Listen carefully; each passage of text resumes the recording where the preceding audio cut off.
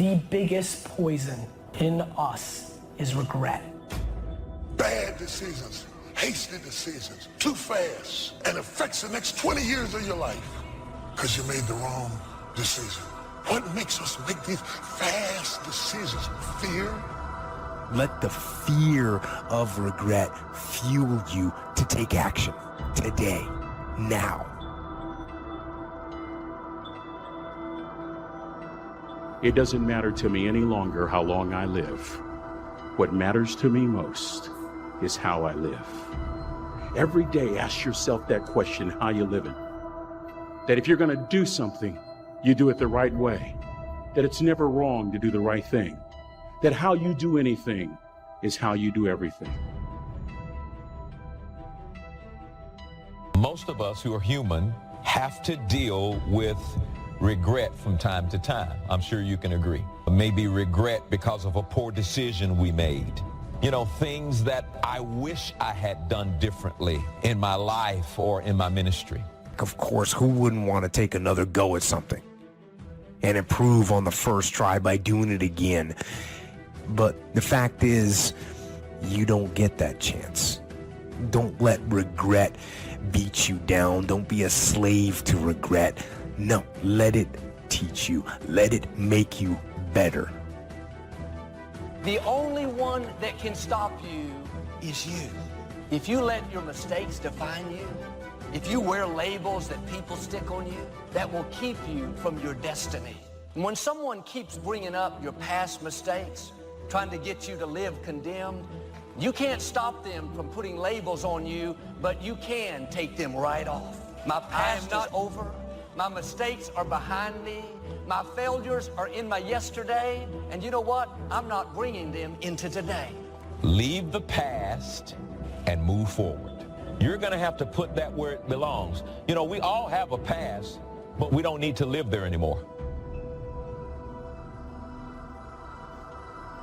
If you ask people what they regret, especially as they get older, what they generally report is things not done.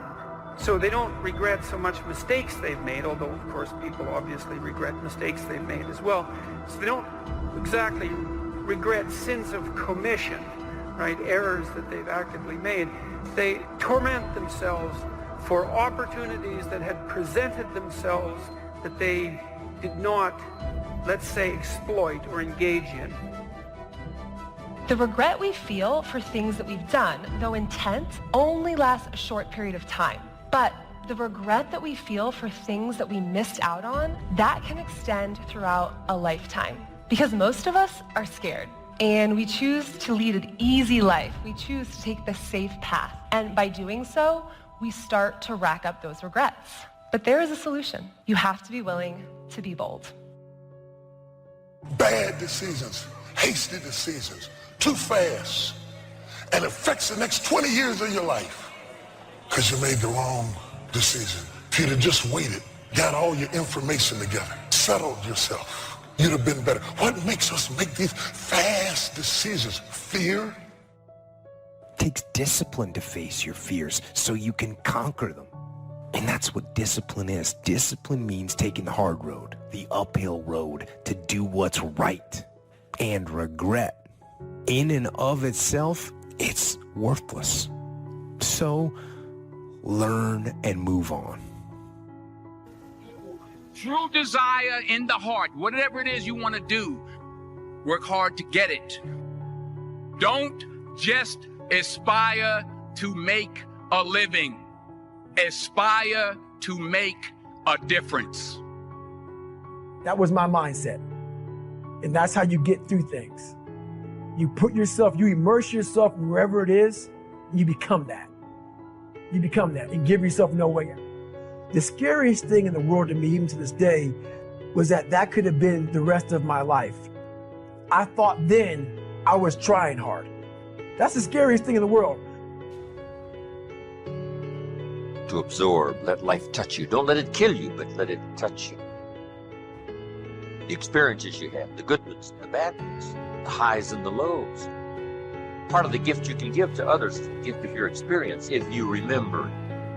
if it's vivid, if it's powerful, if it's fresh, if it's unique, if it's vital, you can really affect other people with the relating your own experiences, just because we're too lazy to live the experience and then reflect on it. Live another week and reflect on it.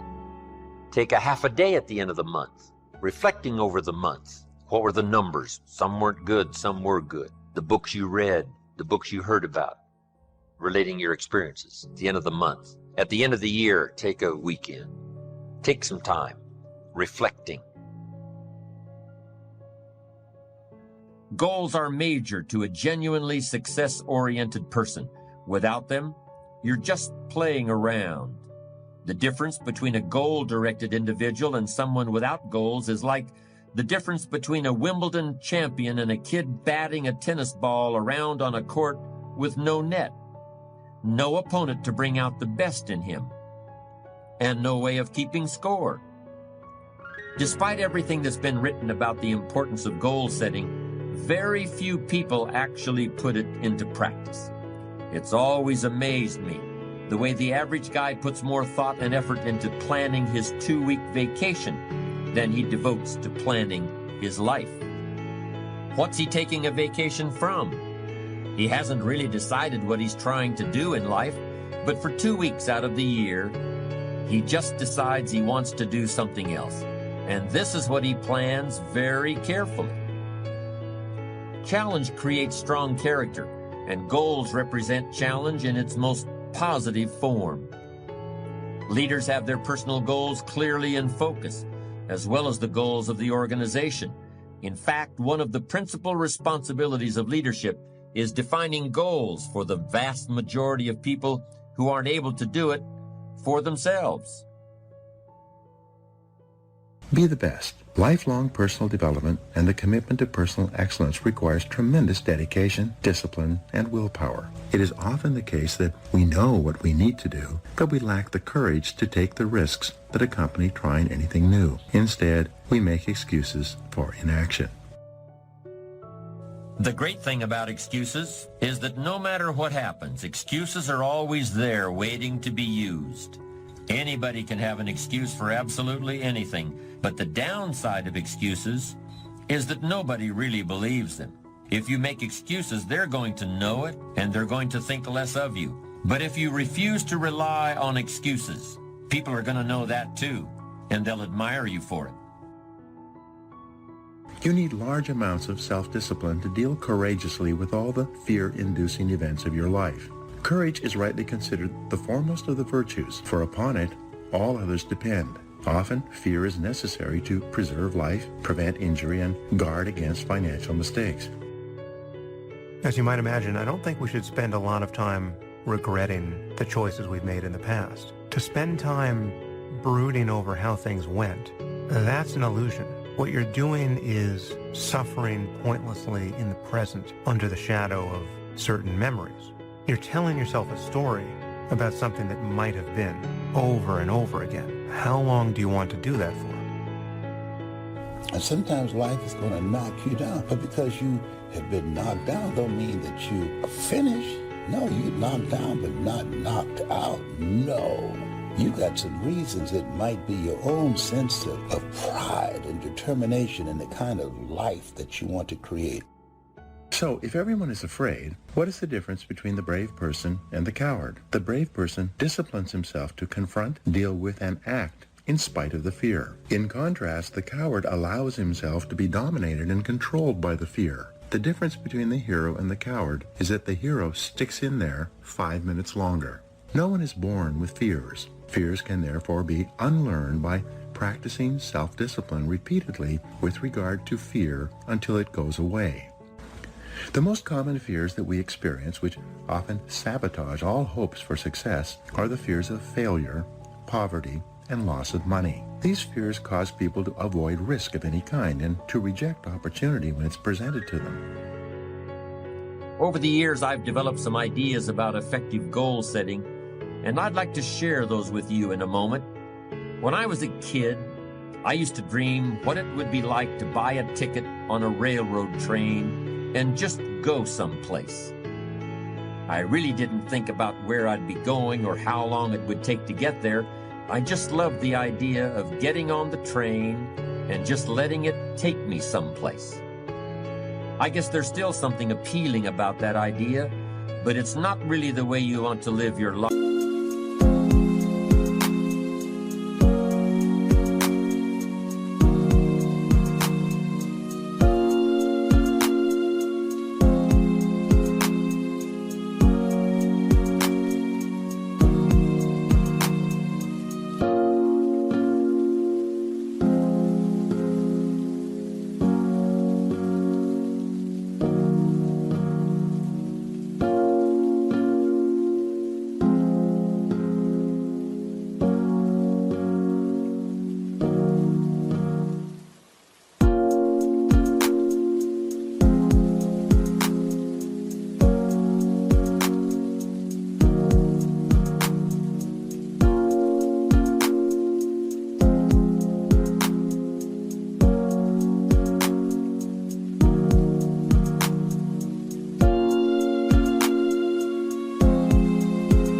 As a mature human being. When you grow up, you buy a ticket on a train or a plane because you want to go someplace, and you know exactly where you're going. You may have to change planes in a different city, your flight may be canceled, and you may have to switch to another flight. You may not feel like talking to the person seated next to you, but you will persist. You know where you're headed, and you're quite determined to get there. That's goal-directed behavior in its simplest form. There are short-term goals and long-term goals. Long-term goals are the equivalent of a major journey. When you reach the point where you've achieved your long-term goals, your life will be fundamentally changed, and the process of getting to that point will transform you into a stronger, wiser, higher-performing person than you are now. How can you identify your long-term goals? On a sheet of paper or in a notebook, write these 5 headings. Number 1, what do I want to do? Number 2, what do I want to be? Number 3, what do I want to see? Number 4, what do I want to have? And number 5, where do I want to go? Now, under each of these categories, write down several possible long-term goals. Be very relaxed about this. Just allow your mind to flow and come up with 3 to 6 ideas for each category. Don't worry about a lot of details at this point, and don't spend too much time describing a particular goal. In category number 1, for example, what do I want to do? Suppose you want to write a book about the history of your family, going back to the arrival of your great-grandparents in the United States. Just quickly jot down family history. Then as you look down the list of categories, it occurs to you that you've always wanted to see the pyramids in Egypt. So you write pyramids. Keep writing down ideas as long as the list of categories continues to inspire you. You'll probably be surprised at some of the things that turn up. You may have kept a great many desires and aspirations hidden in the back of your mind, but the opportunity to write them down will move them to the forefront of your consciousness. That's one of the benefits of this technique. When you're satisfied with your list of long-term goals, read through the list once again. Then, beside each item, write the number of years that you believe it will take you to achieve that particular goal. For example, you may estimate that it will take you 10 years to research and write the book on your family history. But you'll need only 5 years to get yourself into a position where you can take a trip to the pyramids. Create a time frame like this for every one of your long-term goals. Immediate goals, those that will take less than a year to achieve, are important too, of course, and we'll deal with those separately in a moment. When you're finished entering your time frames, there should be a fairly balanced distribution of all your goals. If there are many 1- and 3-year objectives, but only a few in the 10-year category, maybe you need to think more about what you really want your life to add up to. what kind of life you really want to build over the long run. But if there's a preponderance of 10-year goals and relatively few of the shorter-term variety, this may be an indication that you're putting things off, that you're focused too much on where you'll be at the end of the day and not enough.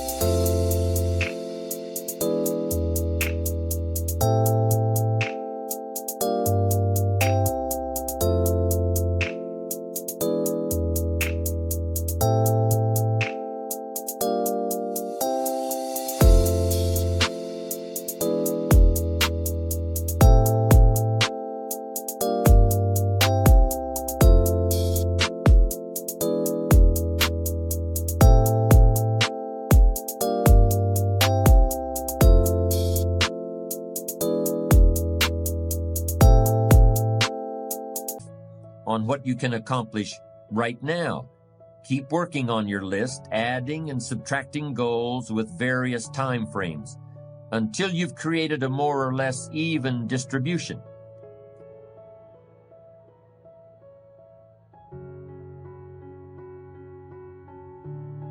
How many times have you had a great idea, didn't do anything about it, and then a year later someone did something about it, made a lot of money, got the promotion, etc.? So when you have the idea, the inspiration to act, it's time. Act. And you don't have to know it perfectly. You know, you can drive from here to California, wherever you might be, assuming you're not in Hawaii, by going west. And what happens is that you don't have to see the whole route. You only need to see 200 yards ahead of you. At night, you can drive just with your headlights, and the headlights keep moving with you. And your goal in life is to get in the game. You don't have to see the whole blueprint. You just have to see the next steps, the next steps, the next steps. And if you keep taking the next steps, eventually you get to where you want to go. Does that make sense? We believe that when you are vibrating at the level of 100% expectancy that you're going to get something, it's already a done deal. You know, piece of cake, no big deal. We're going to win this thing. We're going to get that contract. You know, I'm going to make this thing happen.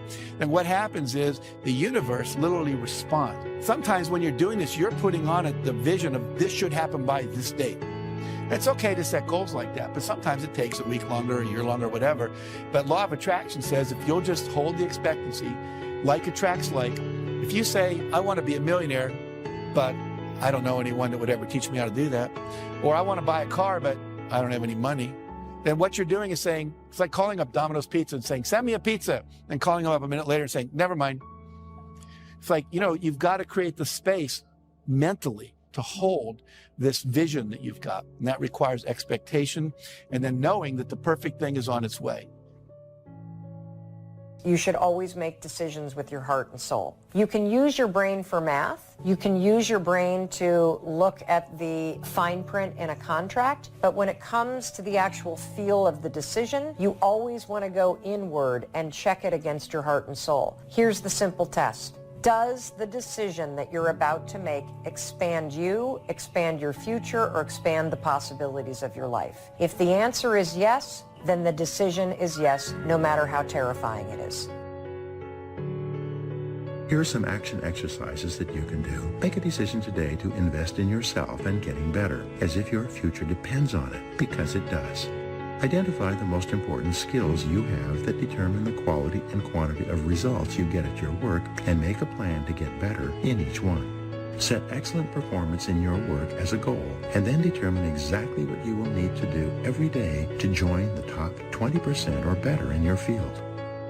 Look ahead 3 to 5 years and determine the new knowledge and skills you will need in order to lead your field in the future. Then start acquiring them today.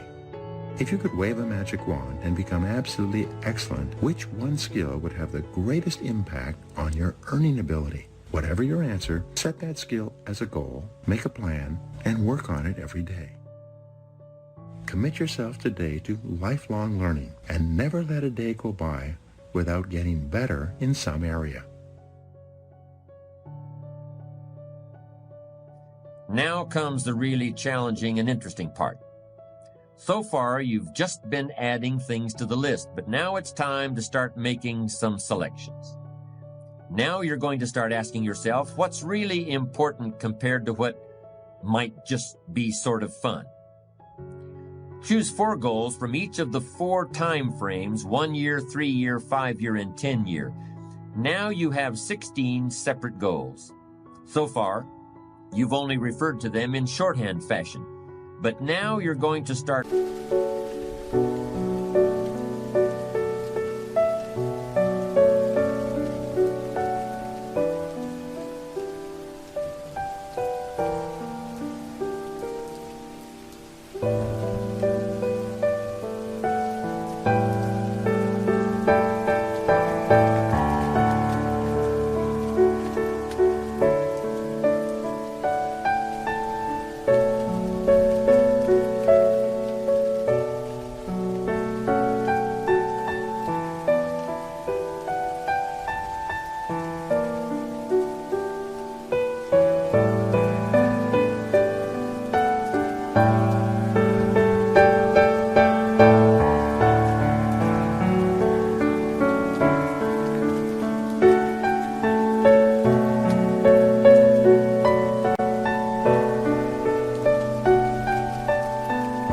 seeing them very, very clearly in your mind's eye. You're going to see each goal just as if it were being realized this very minute. And you're going to write down a detailed description of exactly what you see. Do you intend to open a handmade furniture store in 3 years? What will the store look like from the street out front? Will there be gold leaf lettering on the windows? Or will there be a sign hanging over the door instead? How many square feet will the store contain? Will there be a showroom area for the furniture in front and a workspace in back? Or will the furniture be built at a different location?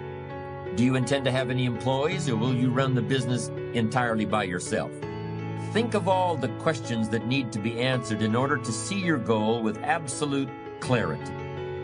Review what you've written at times, and keep track of your progress toward these objectives. Above all, persevere.